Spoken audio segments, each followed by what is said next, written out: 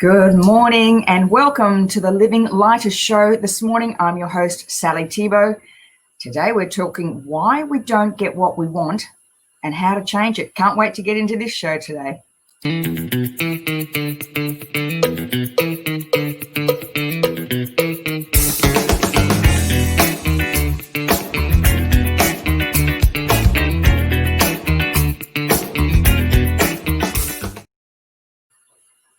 Good morning and happy Saturday and welcome to, also it's World Mental Health Day today.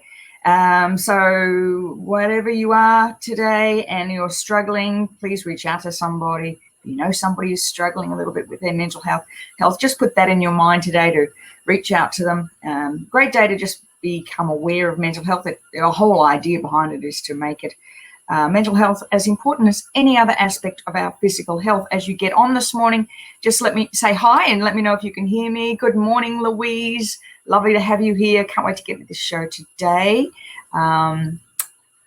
Looks like we're all good. Absolutely beautiful here on the Gold Coast this morning. Gorgeous. Spring is here. Big time. 10th of October. Hello. 10th of the 10th. 2020. Oh gosh, what a week, what a week, what a week, and what a month, and what a year it has been. Right, we are going to get right into this show today. It's all about how this came about. Was a discussion I had this week with a client. We were talking about how is it that I can do all the right things and I just can't seem to get what I really want. So that's what this show is all about. We had a great discussion about it and shifted some stuff for her. And that's what we're going to be talking about. Morning, Jackie, lovely to have you here. Let's see, I'm just trying to get things up. Right, our manifestation story and how it happened all at once. Just a little bit of background on how I created this step-by-step process. And it came about when we were wanting to downsize our home. Many of you have heard this story before. And we also wanted to create a gorgeous trip away with our family. And it was interesting. It was only just going back and looking at this in preparation for this show. And I realized in both instances, we got what we wanted when people told us it was impossible. So I look back on that now and think, I'm not quite sure what I was I thinking, don't you tell me what to do, or what it was. But it was at a time, so we wanted to downsize, we wanted to move by the ocean, but I had very specific requirements to what we wanted. In particular, as many of you know, my husband Jerry loves to cook, and so we were very specific about what the kitchen looked like. It had to have gas cooking, and because we wanted to move into an apartment, and so many apartments that we looked at were electric stoves, but we looked at a few and we thought, can we make it work? No, it's not exactly what we wanted. I was very quite strong in the criteria. I wanted to be able to see the ocean. I wanted to be able to see, I had to have a fairly big kind of a living area. I wanted a big balcony, all that stuff. And on this one particular weekend, we actually looked at 3 apartments, and the first 2 we looked at could have fitted the criteria. The third one, I walked in, I didn't even get close to where, I didn't see the whole thing. Actually, I just knew the minute I saw the kitchen, I saw the gas stove, and they had a kitchen, windows looked out over the mountains. I thought, this is it, we found it. And then at the same time, we were planning a trip with our kids to Canada for Christmas, and we're very specific about what we wanted in a house that we wanted, where we wanted it, and the price, obviously, we wanted to pay. And I wanted something overlooking the ocean. I wanted a big balcony that we could all sit out on with a fire pit. I wanted a big kitchen where we could sit around at Christmas with cooking and, drinking wine and chatting and all that stuff.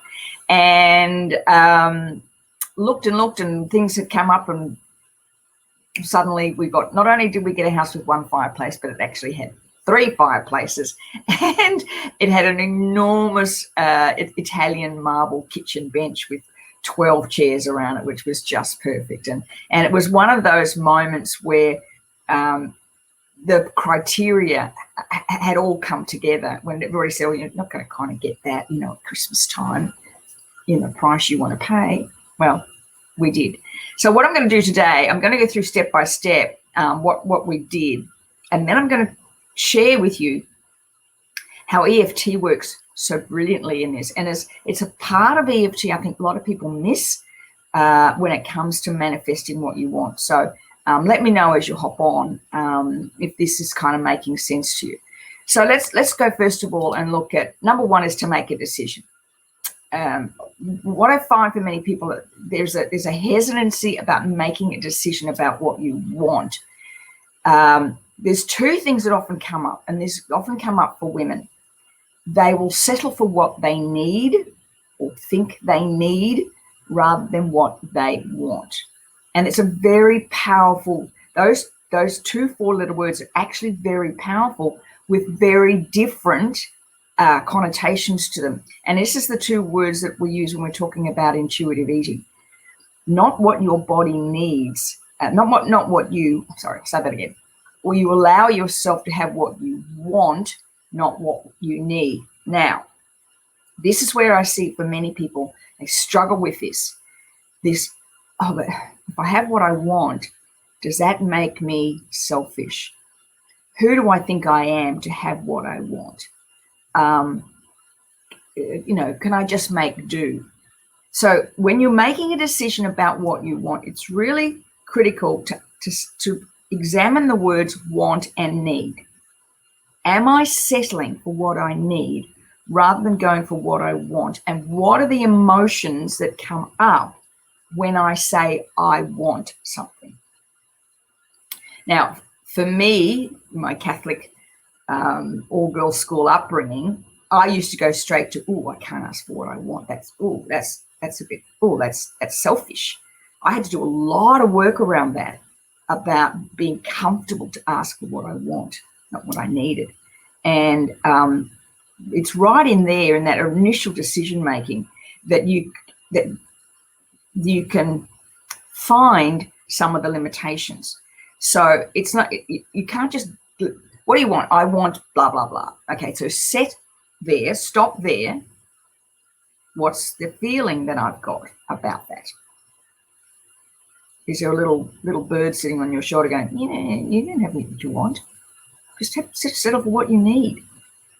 See if there's anything around that. The second thing is to create the vision. So when we were looking for this place to have Christmas in, which was honestly the best Christmas we've ever had, I reckon, with my children.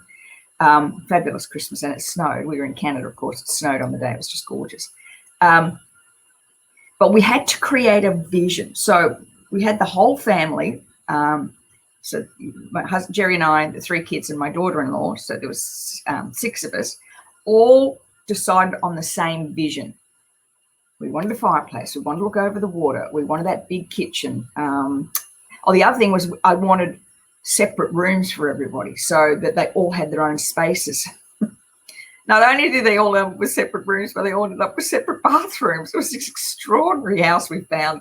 And my son and my daughter-in-law, who were both on the spectrum, actually had a little mini, like a granny flat, just underneath the house. So they had their own living room and bedroom and bathroom. It was just amazing. It was amazing what we manifested. But you've got to create the vision, because you've got to, this is Joe Dispenza's work, Dr. Joe Dispenza's work. You've got to have that strong vision. So my visualization for what I want in 2020 is very, very intricate. It's very intricate. I know where I am. I get the feeling. My vision is very, very strong. Because in the moments of doubt, you've got to have that strong vision. And unless you create that strong vision, you'll go, this is not going to happen. But you hang on to the vision. Remember, your brain doesn't know the difference between past, present, and future. So creating that vision keeps you moving forward. We talk about frequency of illusion a lot, is when what you want, suddenly you'll see it everywhere.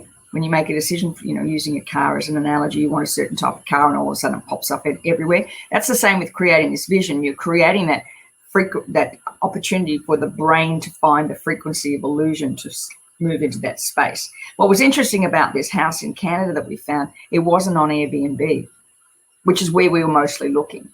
And my daughter, one day, she was having a conversation with someone, and they said, "Oh, have you tried this other," I don't know what it was, some other thing like Airbnb? And she went, "Oh, no." And that's where we found it. So when you create that really strong vision and the opportunity presents itself, you're ready to jump onto it.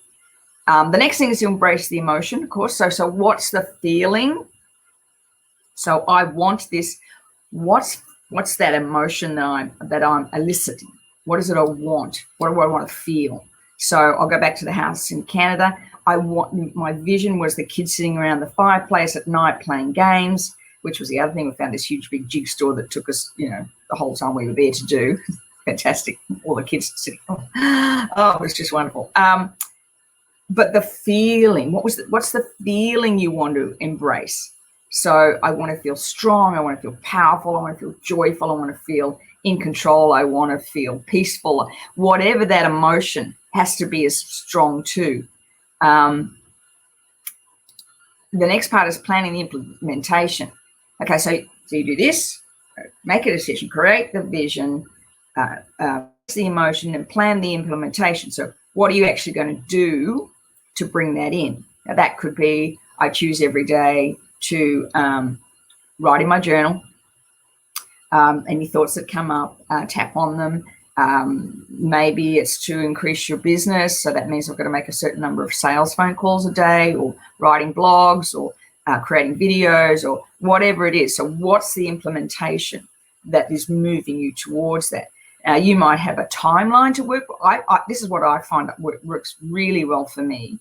If I am focused on a particular timeline, like a 90-day or 120-day or whatever it is, I've got a date I want to achieve something by, I actually in my journal write down every single day, like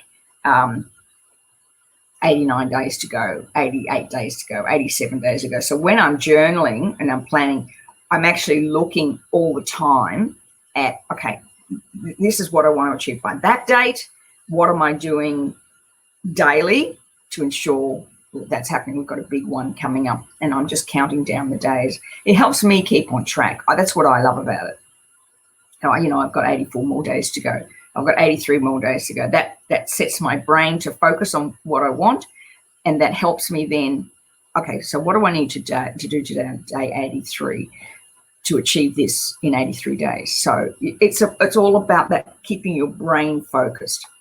And then the next one is committing to action. So planning the implementation, then what am I going to do each day? So if for instance, you want to release the weight that no longer serves you, for instance. Okay, so what are you going to do today about that?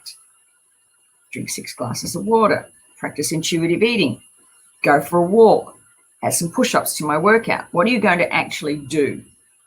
When we were looking for this apartment we now live in, that plan of action meant, okay, checking realestate.com, phoning a few agents to see what was available, actually getting out to open houses. So it was something we were doing all the time, and that commitment to action. I wasn't sitting back waiting for it. Now, this is the number one. This is where this becomes really powerful, because if you set an intention and you're going to achieve it, your brain is always already searching for ways to make it happen. That's frequency of illusion, and confirmation bias is the belief system that stops it happening. So this is where you're overcoming the self-imposed limitations. I want to go back now and show how this works. The client I was working with this week, we were working on her vision board. We'd redone her vision board for the year. I don't know if you've done that, but a few of us might have redone our vision boards for the year. And I asked her to measure on a scale of 1 to 10 how strong she felt about one particular aspect, one particular image that she put on a vision board. I said, so where would your belief be in achieving that? And she said, 1. What? Well, what's the purpose of having it on your vision board? Well, it's kind of looks, well, I mean, no. What you then have to do is to look at that vision that you want, the decision you've made, and then measure your level of belief as to how you could make that possible. And you have to be mindful of the afterthought. So when we created the vision for this house, I go back to the house in Canada, for instance, I had this vision. I had to then tap on any doubt that came up that we couldn't possibly get that. Oh, it's Christmas time, it'll be too expensive. Where am I going to find a house that's got everything we want? How can we find anything with that many bedrooms for the price we want? And then it was all like, like those little doubtful limitations came up. So that decision is to be very mindful then of the afterthought. What's the immediate afterthought? And then examining that, because affirmations won't work if your beliefs are not congruent, and that's where the law of attraction comes apart, because there's no use. I shouldn't say comes apart, but it's always working. The law of attraction is always working, but it's what you believe about it. So if you have doubt, then that's what you're going to attract. It can't be both ways. So remember that attraction is attracting to what you believe possible. So they won't work. If you're using affirmations, I now allow money to flow easily into my life, but your belief isn't congruent with that. If you've got a belief that it's just hard and I never get enough money and nothing ever comes and I have to work too hard, but the affirmations won't work, and that's why we use EFT. Of course, for my EFT practitioners on the call, because we don't get what we want, we get what we believe. So you can just at the moment look around your environment at the moment. Just look around your home, family, where you are financially, where you are physically. You've manifested all of that. And it's what you believed was possible. That's just simply it. So wherever you are in your life, and that's really hard, because that can be a real, oh.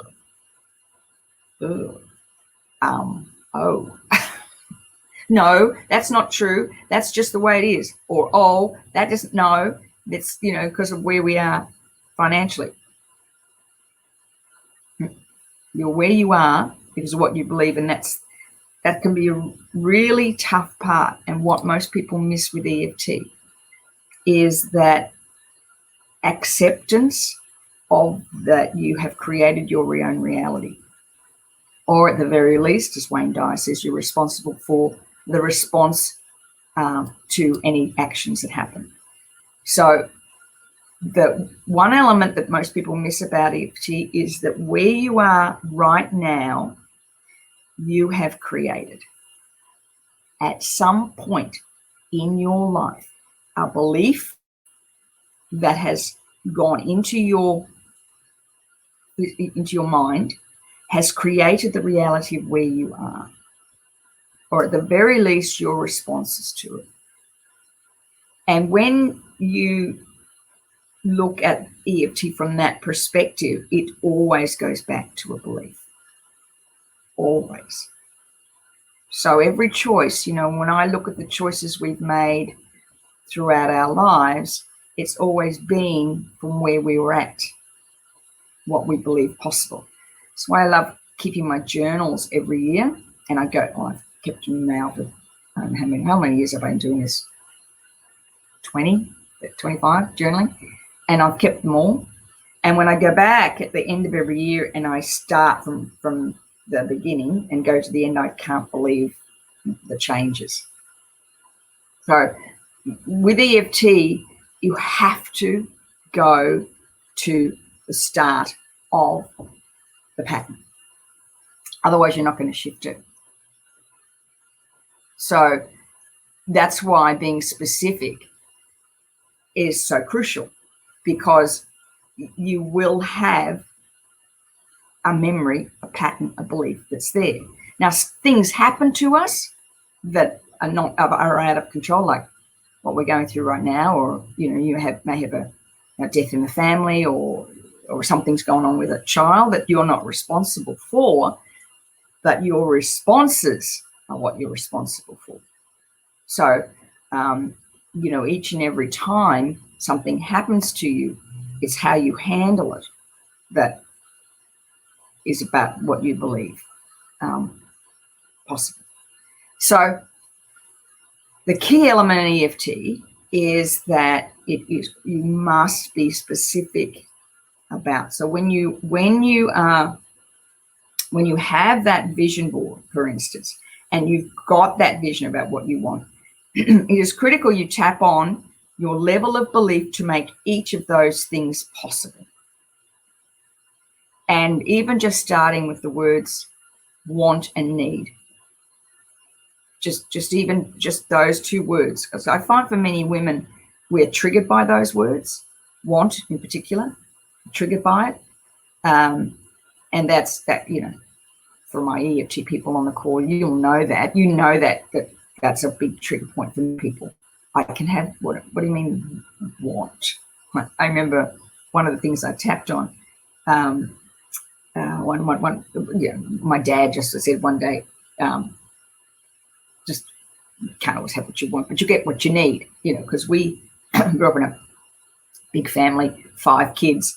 My mum and dad worked so hard to put 5 kids through Catholic school on one salary, but we had a school uniform, a tracksuit, and a sports outfits because we're very sporty kids, and something we wore to mass on Sunday. That was about it. Something you walked around in the garden with. That was it.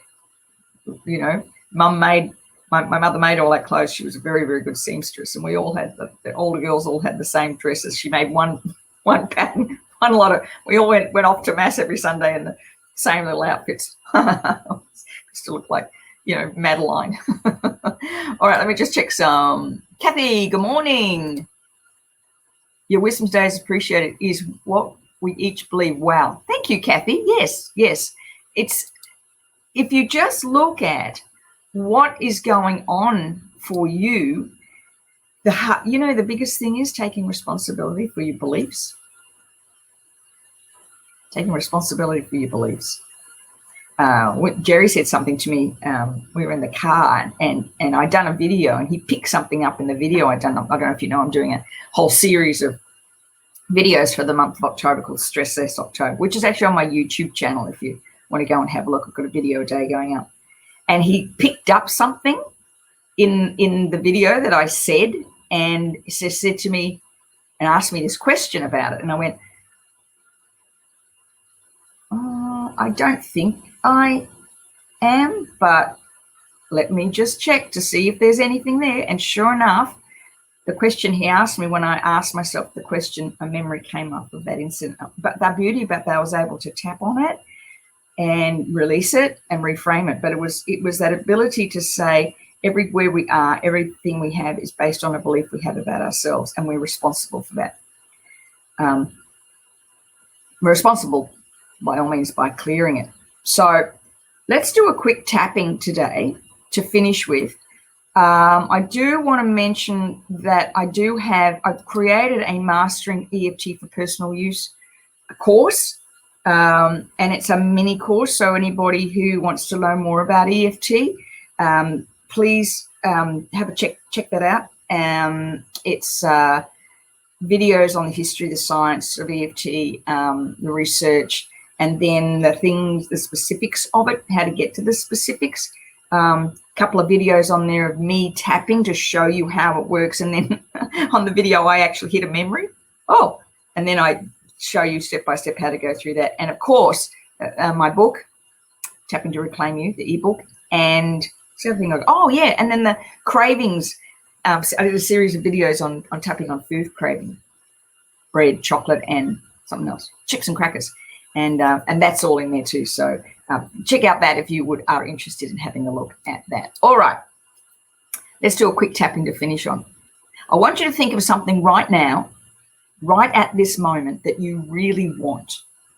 Now, that could be, as I said, you want more income in your business. You might want lose some weight. I don't know, Choose somewhere beautiful to live, maybe go on a great holiday. I don't know what it is. Create something right now that you really want, and just then measure the level of doubt around it. Measure that level of doubt. Number 10, absolutely 100% I'm going to get it, down to not a hope and chance in 80s that I will. Somewhere there. Just write it down. And the emotion that I'm going to use doubt, and I'll choose the number 5, and I feel it in my gut. But you choose whatever's right for you. And then we'll add the reframe round at the end. Here we go. Even though I'm looking at this intention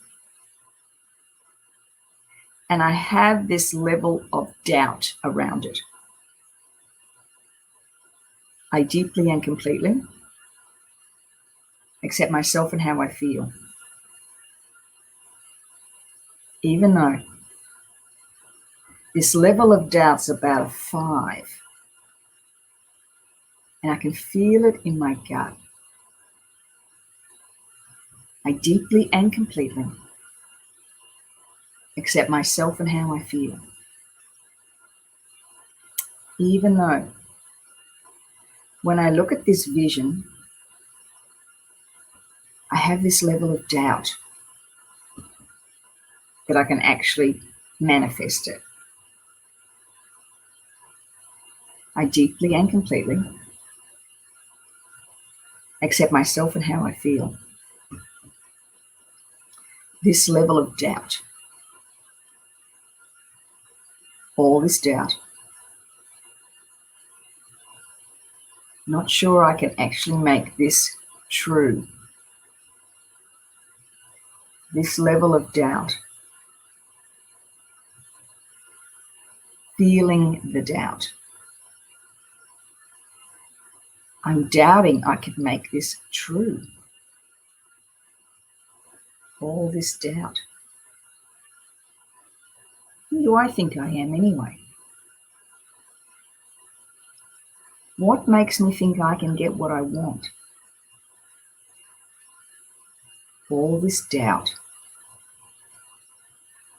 Looking at this vision, I can feel the doubt.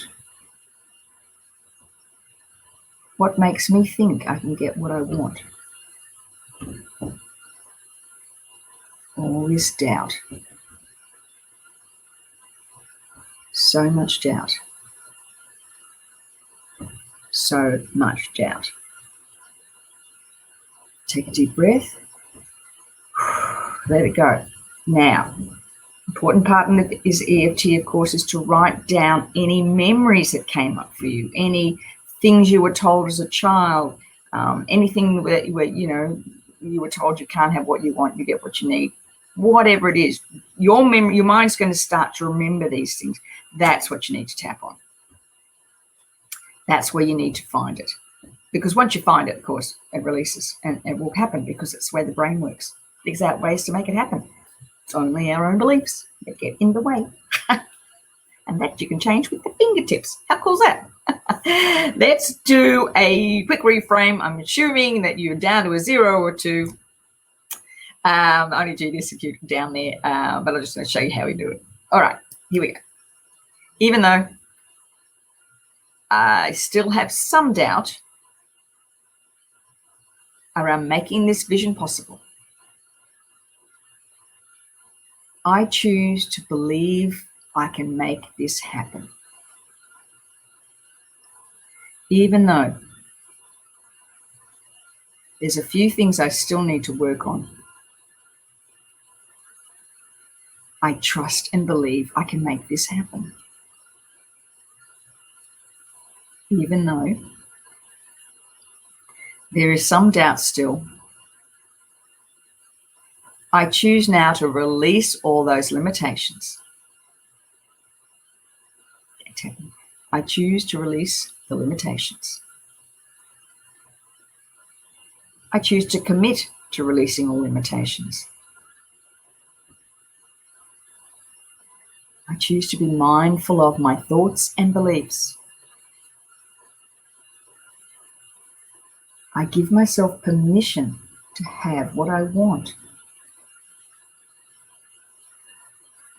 I give myself permission to clear this doubt.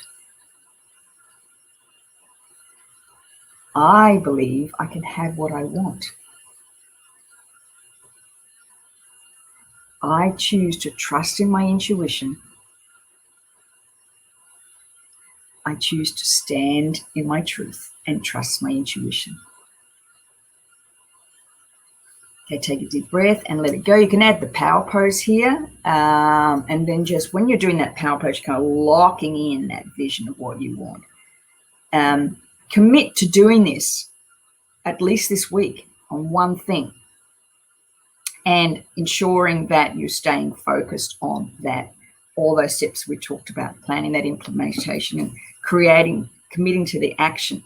You've still got to meet this halfway. You can't just want and wish it. As a T. Harv Eker once said, I've yet to meet a man who meditates for money and a bag of gold falls on his head. Somewhere like that. So be very mindful of your vision, your intentions, and your vision board, and use that wonderful power of EFT to release those limitations and those limiting beliefs to manifest exactly what you want. I hope this has helped this week and onto a powerful week. Remember, Mental Health Day today. So reach out to somebody if you're struggling, or if you know somebody else that might be struggling with mental health, make sure you reach out to them today. Let's make this conversation real, shall we? You too, Louise. Have a great day. Have a wonderful weekend, everybody. And I look forward to seeing you next week on the Living Lighter show. See you then. Bye for now.